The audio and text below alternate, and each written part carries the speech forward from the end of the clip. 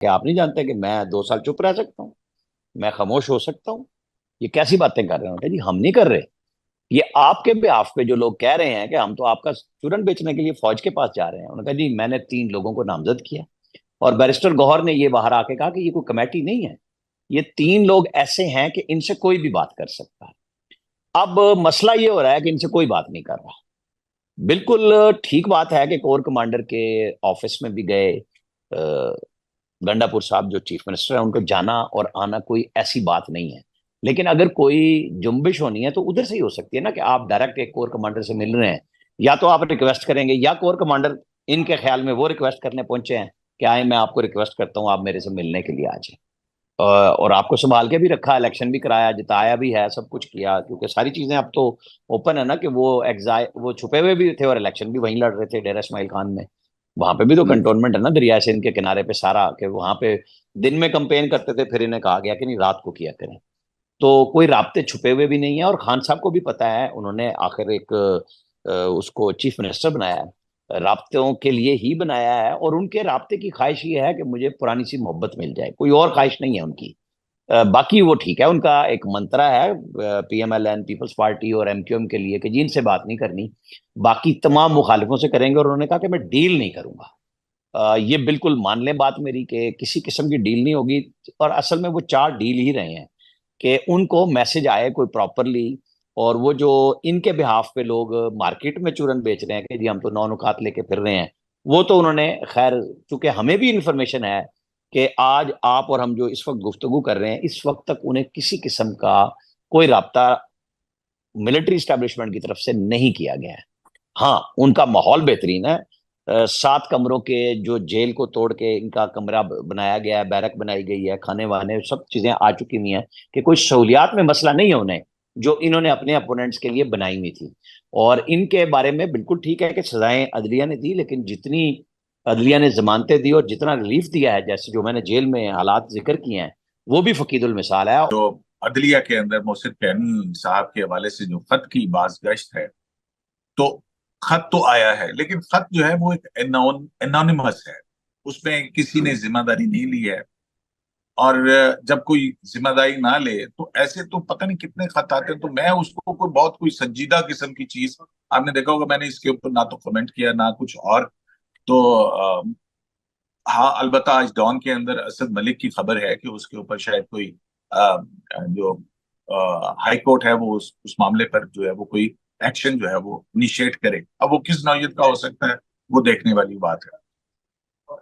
لیکن مجھے جو ہے وہ آئینی طور پہ جو ہے وہ میں یہ دیکھتا ہوں کہ ہائی کورٹ کے پاس کوئی سو موٹو پاورز تو ہے نہیں، وہ تو ریٹ جورسڈکشن ایکسرسائز کر سکتی ہے، آلدو کے سابق جو چیف جسٹس تھے اسلام آباد ہائی کورٹ کے، انہوں نے 199 کے ساتھ اپنے فیصلوں کے ذریعے کیا کیا ہے وہ ایک علیحدہ بحث ہے، اس کے اوپر کبھی تفصیل سے بات کریں گے۔ تو جو آئینی حدود کے اندر رہنے کی بات ہو رہی ہے، عدالتوں کو بھی آئینی حدود کے اندر رہنا ہے، اگر ہم یہ کہتے ہیں کہ جناب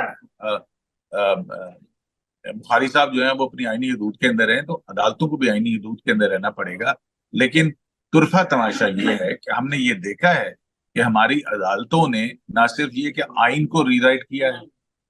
بلکہ وہ پولیٹیکل انجینئرنگ کے اندر بھی انوالو رہی ہیں، تو یہ وہ ساری چیزیں ہیں جو ہیں، اور ان سے خود کو الگ کرنا ہے، اور یہ بھی ہم نے دیکھا ہے، ہم اور آپ اس بات پر تنقید بھی کرتے رہے کہ از خود نوٹس کے پاس کو حکومت کو یرغمال بنانے کے لیے آپ کو استعمال نہیں کرنا چاہیے، وہ ایک کسی اور مقصد کے لیے ہے، وہ ان بے آواز یا پسے ہوئے طبقات یا استحصالی طبقہ جو ہے اس کے لیے استعمال کرنے کے حوالے سے ہے، تو اس کے کانٹورز بھی جو ہیں وہ اس کو دیکھا جائے، کیونکہ یہ اس عدالتی مداخلت اور فوجی مداخلت کے باعث سیاستدانوں کی خاموشی اور اپنی وقتی فوائد کی وجہ سے ہم یہاں تک پہنچ چکے ہیں، تو اس میں تضاد ججز کے جوڈیشری کے اپنے اندر سے بھی آ رہے تھے، بار کونسلز کی طرف سے بھی آ رہے تھے کہ ان رولز کو جو ہے وہ ترمیم کی جائے، پھر بالآخر جو ہے یہ معاملہ بھی جب قاضی فیصلہ چیف جسٹس پاکستان بنے تو دسمبر 2023 کے اندر ایک کمیٹی بنائی گئی،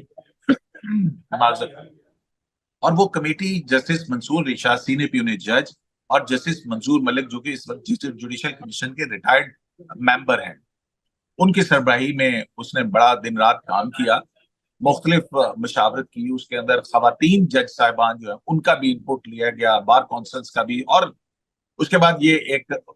जो डॉक्यूमेंट है ये प्रेजेंट किया गया जुडिशियल कमीशन ऑफ पाकिस्तान को। तो आज जुडिशियल कमीशन ऑफ पाकिस्तान ने इसकी मंजूरी दे दी थी इन रूल्स कवायद की, कि जिसमें सीनियरिटी का प्रिंसिपल होने के साथ साथ ये भी देखा जाए कि अहलियत क्या है, मयार क्या है, दूसरी चीजें। और उसमें ये था कि हर असामी के साथ जो है वो तीन जज साहिबान के नामों पर गौर होगा। पहले तो ये था ना कि सीनियर मोस्ट जज है हाई कोर्ट का, तो वो उसको सुप्रीम कोर्ट में एलिवेट हो सकते थे, और इसी तरह से जो है वो चीफ जस्टिस पाकिस्तान और फिर बार काउंसिल के नुमाइंदों को भी, कि वो भी नॉमिनेशंस जो है वो कर सकते हैं। तो ये वो उसका एक ब्रॉडर सा खाका है जो मैंने आपको बताया। लेकिन उसमें अब ये जो सरप्राइज दिया है, और ये एक बहुत बड़ी खबर है, कि हुकूमत जो जजेस की तकर्री के कमीशन की हैयत और साख्त है इसको तब्दील करने जा रही है। मेरी इतलात के मुताबिक, जो कि मेरी मुख्तलिफ कानूनी हवालों से मुतल्लिका लोग उनसे बात हुई है,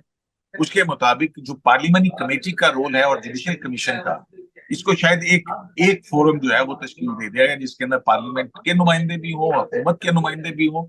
जजेस के नुमाइंदे भी हों, और उसमें जो है वो बैठ के डेलिब्रेशंस के साथ जो है वो उसको देखा जाए। तो ये बहुत बड़ी तब्दीली होगी, क्योंकि जो हमारी अदलिया है या अदालती फैसलों का जो मयार है, उसके अंदर जुडिशियल अपॉइंटमेंट सबसे अहम और इम्पोर्टेंट लिम्ब है। ये मुदाखलत वाला जो 6 जजों वाला खाता है वो तो अपनी जगह पे है, लेकिन उससे बड़ा जो मेरा ख्याल है कि ये बड़ी खबर जो है वो मैं आपके साथ शेयर कर रहा हूँ, कि जिसमें जुडिशियल कमीशन जजिस की तकर्री के तरीके कार को तब्दील करने के लिए पार्लियामेंट जा रहा है। इसके लिए एक अमेंडमेंट होगी आर्टिकल 175 में, और जो आपने खबर ब्रेक की है वो ये है कि एक और कमेटी बनेगी जिसमें जुडिशरी, गवर्नमेंट और दूसरे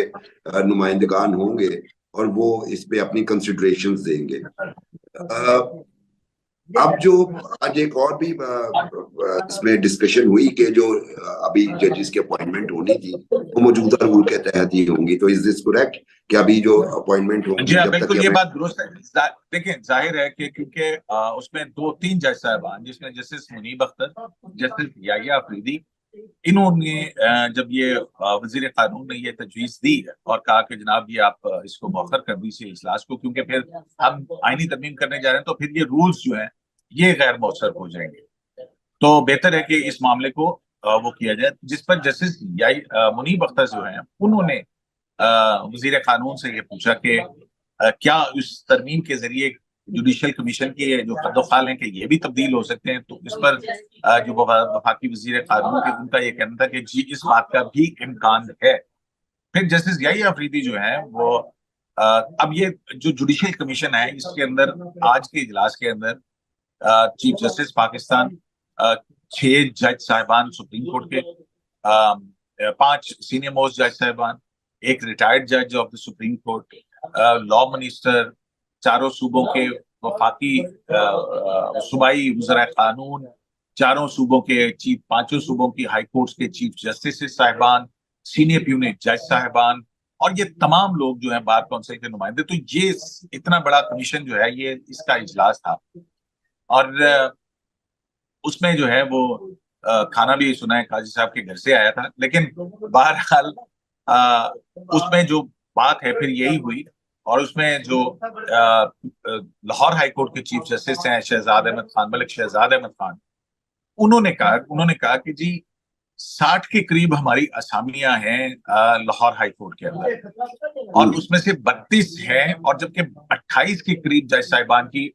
असामियां खाली हैं। इसी तरह से सिंध हाई कोर्ट के अंदर तकरीबन 16 से ज्यादा असामियां खाली हैं। इसी तरह से पेशावर हाई कोर्ट के चीफ जस्टिस जो है उन्होंने भी कहा कि हमारे भी जुडिशियल वर्क का हो रहा है, उसमें मुतासर हो रहा है, और वहां पे भी एक बड़ी तादाद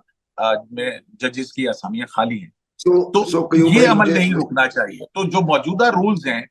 उनके तहत ही नई अपॉइंटमेंट्स का अमल जो है वो जारी रहेगा।